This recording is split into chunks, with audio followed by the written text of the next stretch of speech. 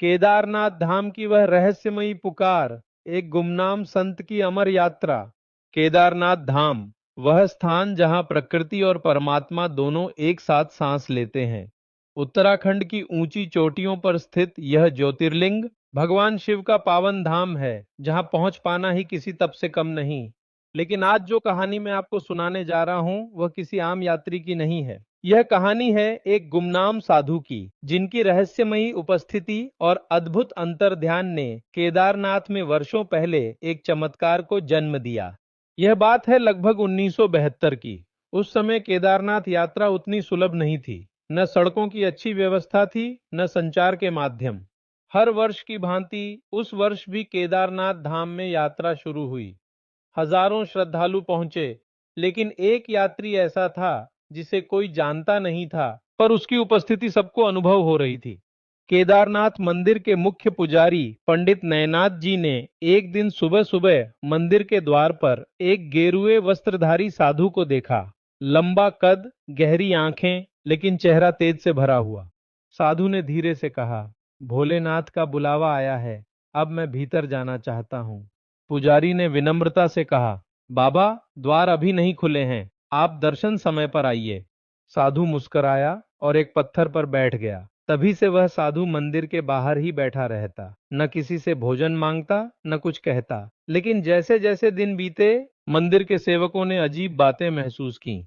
जब भी साधु आंखें बंद करता, मंदिर की घंटियां अपने आप बजने लगतीं। कभी मंदिर के गर्भगृह से धूप दीप की खुशबू बाहर आने लगती, बिना किसी आरती के। एक दिन आषाढ़ मास की पूर्णिमा की रात थी। केदारनाथ पर भारी बादल थे। अचानक बिजली कड़कने लगी और जोरदार बारिश शुरू हो गई। यात्रियों को मंदिर से बाहर निकाल दिया गया। मंदिर के मुख्य द्वार पर उस रात वह साधु बैठा रहा। पुजारी, सैनिक, सेवक, सभी ने देखा कि वह साधु आंखें बंद करके बैठा है और उसके शरीर से उजाला निकल रहा है। आधी रात को मंदिर के मुख्य द्वार अपने आप खुल गए। किसी ने ताले नहीं खोले थे। भीतर से घंटियों की ध्वनि, शंख और डमरू की आवाज आने लगी। लोग डर के मारे भीतर नहीं गए, पर साधु भीतर प्रवेश कर गया। उसके बाद न वह साधु कभी बाहर निकला, न उसका कोई नाम पता चला। अगली सुबह मंदिर के द्वार सामान्य रूप से बंद थे। जब दरवाजे खोले गए तो गर्भगृह में भगवान के शिवलिंग पर एक लाल वस्त्र और बिल्व पत्रों की माला रखी थी। पुजारी ने जब उन्हें हटाने की कोशिश की तो उन्हें बिजली का झटका सा लगा। ऐसा पहली बार हुआ था। पूरे क्षेत्र में यह चर्चा फैल गई कि भगवान स्वयं रात को किसी विशेष को अपने सानिध्य में ले गए। स्थानीय लोग कहने लगे, वह साधु कोई आम व्यक्ति नहीं था, शायद भोलेनाथ का ही अंश था। पंडित नयनाथ जी ने उस दिन के बाद से मंदिर के गर्भगृह में पूजा करते समय हमेशा उस गेरुए वस्त्र को सम्मान से रखा। वर्ष 2013 की विनाशकारी बाढ़ के समय जब पूरा केदारनाथ जलमग्न हो गया था, तब भी मंदिर अडिग खड़ा रहा। उस समय कई बचने वालों ने एक बात साझा की। जब सब कुछ बर्बाद हो रहा था, हमने मंदिर की छत पर एक गेरुए वस्त्रधारी साधु को देखा, जो शिवलिंग की ओर मुंह करके ध्यान में लीन था। बाढ़ की लहरें उस साधु तक पहुंच ही नहीं पाईं। बचाव दल जब भीतर पहुंचा तो वहां कोई नहीं था।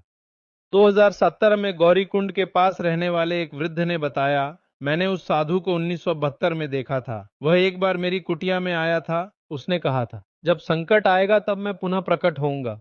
क्या यह वही था जिसने केदारनाथ की रक्षा की? आज भी रहस्य बना हुआ है। पंडित नयनाथ जी की अंतिम दिनों में दी गई एक गवाही में उन्होंने कहा, वह साधु जब मंदिर में प्रवेश कर गया था, मैंने अंतर ध्यान का अनुभव किया। ऐसा लगा जैसे कोई आत्मा शिवलिंग में समा गई हो। वह साधु केवल कोई महान आत्मा नहीं, स्वयं केदारनाथ थे। इसके बाद नयनाथ जी ने उसी वर्ष ब्रह्मलीन हो गए। आज भी मंदिर के गर्भगृह में जो गेरुआ वस्त्र रखा गया है, उसे कोई नहीं हटाता। पुजारी जन उसे शिव के अतिथि का चिन्ह मानते हैं। हर आषाढ़ की पूर्णिमा को मंदिर में बिना बजाए घंटियां बजती हैं और धूप की सुगंध बिना जलाए फैलती है। कई यात्री कहते हैं कि मंदिर के पास किसी गुफा में एक साधु बैठा ध्यान करता है, जो रात में प्रकट होता है और सुबह अंतर ध्यान हो जाता है। कुछ ने उसकी आंखों में ब्रह्मांड देखा है, कुछ ने उसकी हंसी में शिव का नाद सुना है। क्या वह साधु कोई सिद्ध पुरुष थे? क्या वह स्वयं भगवान शिव का ही रूप थे? क्या यह केवल आस्था है या सच? इन प्रश्नों का उत्तर हमें नहीं मिलता, लेकिन एक बात निश्चित है, केदारनाथ केवल एक तीर्थ स्थान नहीं है, वह आज भी जीवित है। वहां हर श्वास में शिव हैं और हर चोटी पर भक्ति की गूंज है। यह वह सच्ची कथा है जिसे बहुत कम लोग जानते हैं और जिनसे मिलकर केदारनाथ की यात्रा केवल शारीरिक नहीं, एक आत्मिक अनुभव बन जाती है। यदि आपको कभी गेरुए वस्त्रों में कोई साधु दिखे तो ध्यान से देखिएगा, क्या वह वही रहस्यमयी अतिथि तो नहीं